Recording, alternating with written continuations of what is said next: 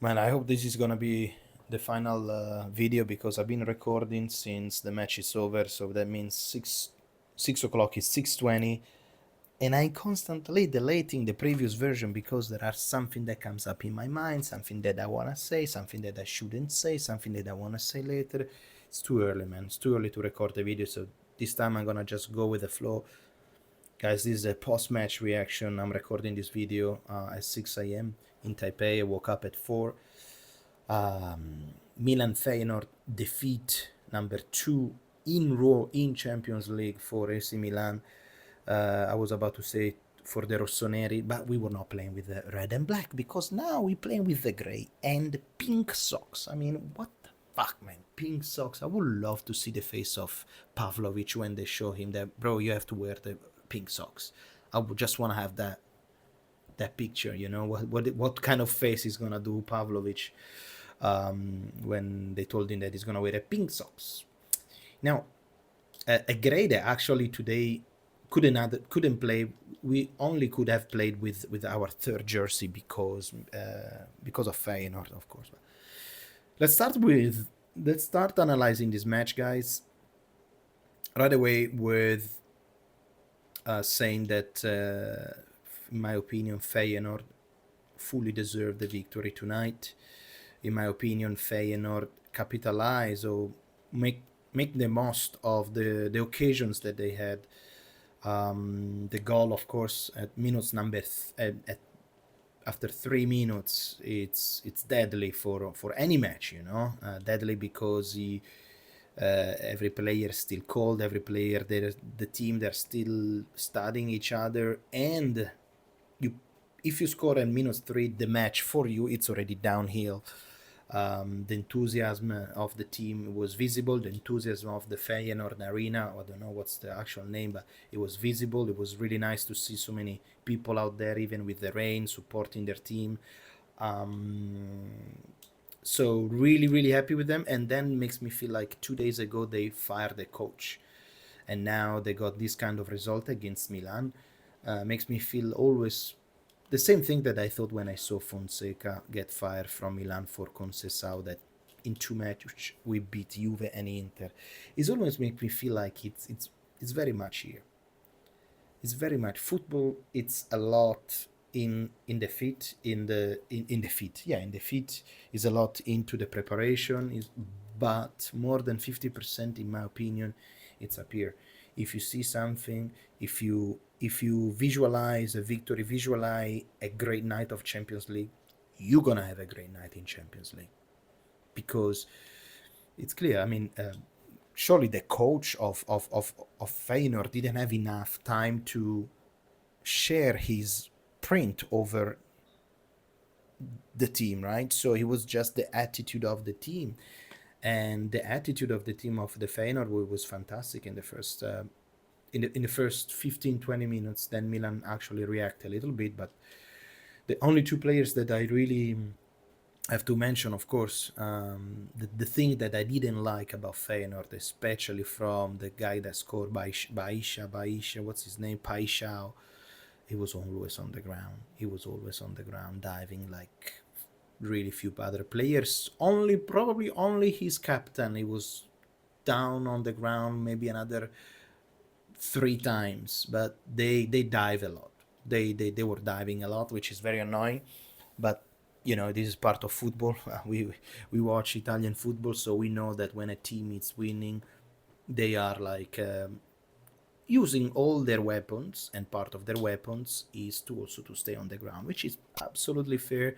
We'll see you back in Milan, because in Milan we have to play big, and we have to visualize our night. We have to be the night of Rafa Leao, have to be the night of Pulisic, have to be the super night of our player. We need to win the match, as simple as that, and it's gonna happen. I truly believe that it's gonna happen. So to wrap up the topic about Feyenoord, of course I have to talk about Santi Jimenez, ex-player, first match against his ex-team. Clearly his mind wasn't really bright. He was, I don't know, he was not really there. He was more, I think he didn't want to push too much. I felt like sometimes if it was like 50%, it will be like if he was like, I can't speak, guys, I'm sorry. My brain is farting. But if sometimes he was thinking to pushing or not, he will rather not push. And even though he's a professional player, for me it's not excuses, because there was a couple of chances that he could have pushed a little bit more, and in my opinion was like just to, keep it friendly.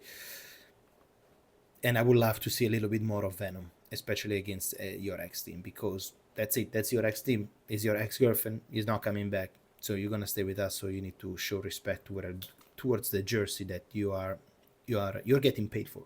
Okay, so happy, but I'm expecting a hat trick on back in San Siro.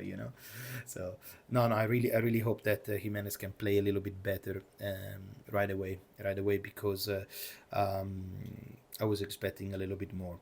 I was expecting a little bit more from everyone, to be fair, guys. Okay, let's analyze a little bit more. Conceição play with a 4-2-4-1, TG Renders and Fofafa in the middle. Fofafa, can't really talk right now. Fofafa in the middle, player that the two midfielder, the Dutch and the French, that they are carrying our midfield since the beginning of the season. They're playing one match every 3 days. They looks exhausted. Didn't have any good rotation in this match because of the Champions League list. We couldn't play, the Bondo. We couldn't play because he's injured, Ruben Loftus-Cheek. We couldn't play Musa because he got a red card. So a little bit more of rotation, in my opinion, in the second half will be better. Conceição opted to play with a 4-2-3-1, which is a good lineup, especially if you want to win the match. And I think the attitude and mentally, it was the right things to do. It's clear to see that they still don't have a good chemistry. Pulisic, Leao, Jimenez, and Felix. They still don't have the chemistry, which is gonna work with time. But overall, I think that it did something didn't work. In my opinion, our best player in as a striker, let's say the player that tried to create more options for us, it was Joao Felix, in my opinion. I like him, how he was moving. I like he was creating much more. Of course, he did much more than Pulisic, much more than Rafa Leao, and much more than Santi Jimenez. Unfortunately, the two substitutions in the last minutes, Abraham and Camarda, didn't bring anything on. But I think, in the second half, the substitution of also playing Chukwueze, guys, we play pretty much all our weapons. But I think it wasn't about tactical tonight. It was more mental. It was more mental because there are certain players that... let's cut the chase, Rafa Leao and Theo Hernandez, that sometimes when it's ridiculous when they say that this player, they want to play the Champions League. Do you really want to play the Champions League? Do you really want to play the Champions League after what we saw tonight? We can see that Rafa has a problem with cold. Every time there is cold, he cannot perform really well. Here, Rafa is a player that has to be in a warm heat, like Chukwueze. That I like Chukwueze. I kind of liked it, but I think the team didn't want to win. The team, I think, overall, the Milan saw this match as a 180 minutes match. It didn't see like one single match you are in or run out. It saw more like 100 minutes. So fair enough.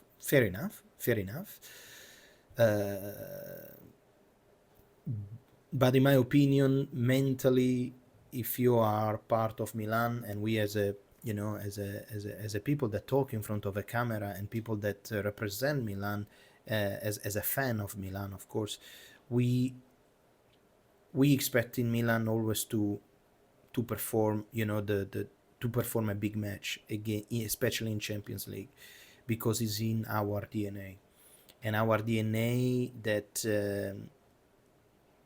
that is not really shared in this kind of nights, is not understood in this kind of night. Okay,